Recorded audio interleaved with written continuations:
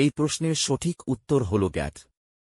বিশ্ব বাণিজ্য সংস্থা WTO পূর্বে গ্যাট শুল্ক ও বাণিজ্য সম্পর্কিত সাধারণ চুক্তি নামে পরিচিত ছিল। দ্বিতীয় বিশ্বযুদ্ধের পর 1947 সালের অক্টোবরে 23টি দেশ সাধারণ শুল্ক ও বাণিজ্য চুক্তি গ্যাট স্বাক্ষর করে এবং 1 জানুয়ারি 1948 তারিখে আইনে পরিণত হয়। গ্যাটের উদ্দেশ্য ছিল আন্তর্জাতিক বাণিজ্য সহজতর করা।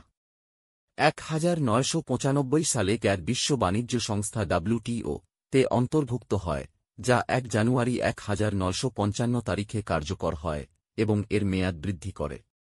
কাউন্সিলের চেয়ারম্যান হলেন সুইডিশ রাষ্ট্রদূত মাইকেল আঞ্জেন। বিশ্ব বাণিজ্য সংস্থা WTO হল একমাত্র আন্তর্জাতিক সংস্থা যা বিভিন্ন দেশের মধ্যে বাণিজ্যের নিয়মকানুন পরিচালনা করে।